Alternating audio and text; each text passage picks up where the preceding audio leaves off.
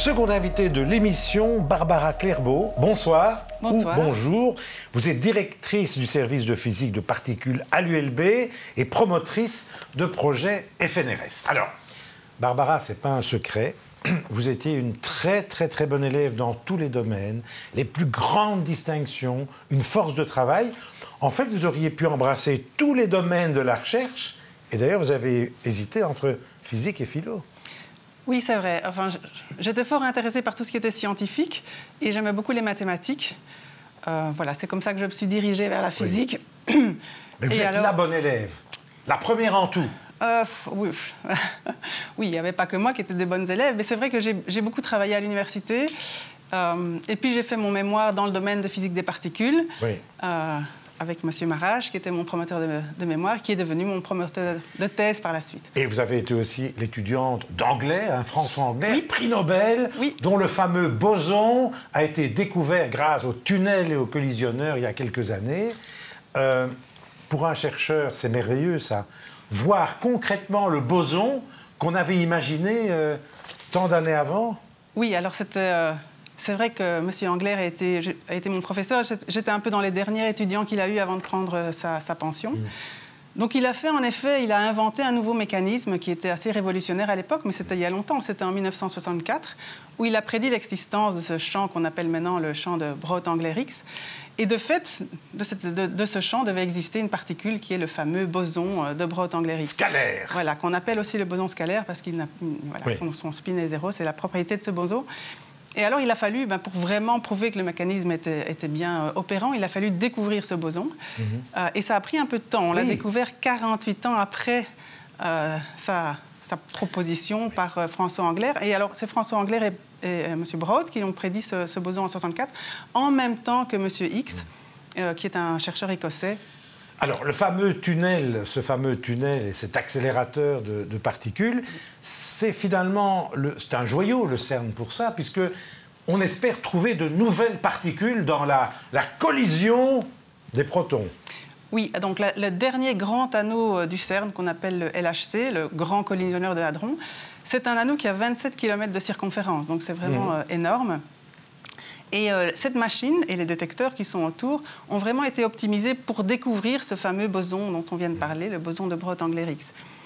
Et il a en effet été découvert en 2012, et donc le prix Nobel pour François Angler et Peter Higgs en 2013. Et donc ça, c'est un immense succès de cette machine, et en général un immense succès pour le CERN. Et d'ailleurs, le FNRS finance pas mal de projets, de 5 à 7 millions. Il y a 14 chercheurs permanents, 80 doctorants et 50 post-doctorants. Ça veut dire que c'est vraiment un joyau scientifique européen de nos jours. Oui, alors il y a une centaine de Belges qui travaillent sur les expériences du CERN en ce moment-ci. Alors le CERN, c'est un très grand laboratoire. Il y a plus de 12 000 utilisateurs dans le monde entier, donc c'est des collaborations internationales. Dans la collaboration CMS, qui est une des expériences auprès de ce grand anneau du CERN, il y a plusieurs milliers de personnes qui travaillent. Donc les papiers scientifiques sont signés par presque 2000 personnes. Donc c'est de très grandes collaborations, très internationales. Concrètement, pour ceux et celles qui nous regardent, finalement, dans ce fameux tunnel, il y a à peu près, dites-moi si je me trompe, 2800 paquets de protons qui se collisionnent avec quasi la vitesse de la lumière. Oui. Pour trouver de nouvelles particules. Oui, donc l'idée, c'est qu'on fait collisionner des protons, un faisceau de protons qui tourne dans un sens contre un autre faisceau de protons qui tourne dans l'autre sens. Et donc, on fait des collisions proton-proton en très haute énergie. Ce qu'on veut, vous connaissez la formule d'Einstein, E égale mc carré. Donc, si on a beaucoup d'énergie, on va pouvoir produire des particules qui sont massives. Et c'est comme ça qu'on a réussi à découvrir le fameux boson de Brout-Angler-Higgs, parce que sa masse est assez élevée. Il est 125 fois plus massif qu'un proton, par exemple. Et donc, il fallait être à haute énergie, mais aussi, il fallait produire beaucoup de collisions, parce que produire ce boson scalaire est très rare. Donc c'est non-stop, carrément. Voilà. Alors, le faisceau, c'est comment? C'est en effet des paquets de particules. Il y en a un maximum, en effet, 2808 paquets dans un sens et dans l'autre sens. Un paquet de particules, c'est 10 exposant 11 protons. Donc, c'est un très grand nombre de protons. Et les paquets sont mis à une distance de l'ordre de 7 mètres, c'est-à-dire 25 10 exposant moins 9 secondes entre deux paquets. Oui. Donc ça veut dire qu'il y a vraiment beaucoup de collisions par seconde. En fait, le nombre de collisions par seconde, c'est 40 millions de collisions par seconde de paquets. C'est de la science-fiction. Et dans chaque paquet, il n'y a pas tous les protons qui interagissent.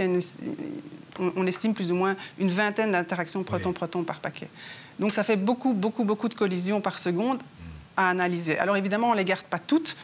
On fait un tri et on ne garde que les interactions qui nous intéressent. Mais ce sont des conditions proches du Big Bang, ça? Oui, alors exactement. C'est un peu le lien entre l'infiniment grand et l'infiniment petit. Donc au CERN, on étudie vraiment les constituants élémentaires de la matière, les particules élémentaires, et les forces entre ces particules. Alors on étudie 3 des 4 grandes forces, parce que la gravitation joue un rôle complètement négligeable dans nos études au CERN. Et donc ça, c'est l'infiniment petit. Mais on est en lien aussi avec la théorie de l'infiniment grand, la théorie du Big Bang.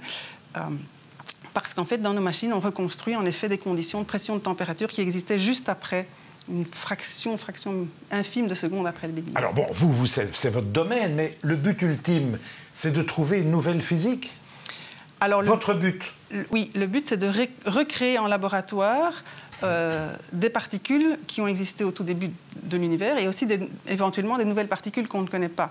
Ces particules sont instables et donc vont se désintégrer. Et donc on met autour des points d'interaction proton-proton, on met des gros détecteurs et on analyse les particules qui sont produites dans ces collisions proton-proton pour éventuellement découvrir ce qu'on appelle de la nouvelle physique. Nouvelle physique? Oui. Alors, quelle est aujourd'hui la plus petite particule que l'on connaisse? Alors, c'est un peu difficile à répondre parce que donc, on a le modèle des particules élémentaires où on a en fait 12 leptons et 12 quarks. Alors, bon, c'est un peu du jargon des physiciens.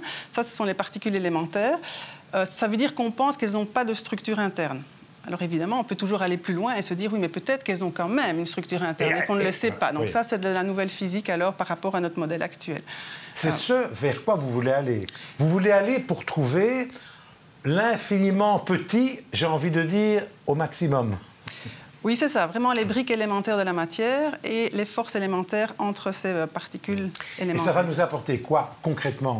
Est-ce que c'est du pur fondamental ou ça pourrait révolutionner notre vie, notre société, peut-être même notre façon de penser? Oui, alors oui, c'est important. Pourquoi? Parce qu'on essaie de comprendre d'abord la nature qui nous entoure. On n'a pas encore parlé, mais dans le modèle qu'on a maintenant, on sait qu'il n'est pas complet. On sait par exemple qu'il n'explique pas la nature ou qu'il n'a pas de candidat de particules pour ce qu'on appelle la fameuse matière noire, dont on sait qu'elle existe indirectement, mais donc on n'a pas de candidat. Et donc ça, par exemple, c'est une chose qu'on doit chercher. C'est ce qu'on appelle la physique au-delà du modèle standard, mais on sait qu'on doit trouver une réponse à ceci. On sait aussi donc là, vous n'en savez pas encore beaucoup? Non, il y a beaucoup d'expériences qui essayent de comprendre cette nature. On sait aussi que notre monde est fait de matière et pas d'antimatière. Oui, et l'antimatière? C'est une autre question dont on doit aussi essayer de trouver des solutions. Il y a aussi une particule un peu énigmatique qui s'appelle les neutrinos, qui sont des particules neutres qui interagissent très peu et dont on ne connaît pas encore vraiment les masses. On sait que les masses sont très faibles, mais c'est aussi quelque chose qu'on doit absolument comprendre. Les neutrinos, c'est toutes ces particules qui nous traversent 24 heures sur 24 par millions ou milliards. Oui, tout à fait. Produites par exemple par le Soleil au cœur des étoiles, oui, on est traversé par des milliards de neutrinos. Heureusement, ils interagissent très peu, donc il n'y a pas de souci. Mais alors, bon, matière, antimatière. Par exemple, nous ici, nous sommes de la matière. Oui. Est-ce que nous avons de l'antimatière dans nos corps? Non, donc l'antimatière, on peut la former en laboratoire. On observe de l'antimatière, par exemple, dans des rayonnements cosmiques. Là aussi, on produit des particules lors d'interactions, par exemple, de protons qui viendraient du Soleil, du cosmos, dans l'atmosphère, qui va produire une série de particules qui peut produire matière-antimatière, un peu comme dans nos détecteurs. Mais évidemment, les rayons cosmiques, on ne les contrôle pas, d'où l'intérêt d'avoir... Oui, on peut les voir, mais l'intérêt d'avoir les accélérateurs, c'est qu'on peut vraiment avoir des conditions... Mais finalement, on voit peu de choses, nous. On voit qu'une toute petite partie du réel. Oui, non? tout à fait. À vous écouter. Oui, alors dans les tableaux des particules élémentaires dont on a commencé un petit peu à parler, donc je vous ai dit qu'il y avait 6 quarks et 6 leptons, mais ce sont des particules qui ne sont pas toutes stables. En fait, notre matière à nous est faite, vous connaissez, les protons, les neutrons qui forment les noyaux des atomes et les électrons. Mais ça, c'est qu'une petite partie de nos particules élémentaires. Mais comment se fait-il qu'on tient ensemble? Parce que bon, si on nous passait dans un appareil formidable, on verrait que nous sommes complètement troués. Oui, alors les atomes sont constitués de noyaux et d'un nuage d'électrons autour. Et en effet, il y a beaucoup de vide dans un... Nous sommes pleins de vide, et malgré tout, on tient ensemble. Si vous voulez, oui.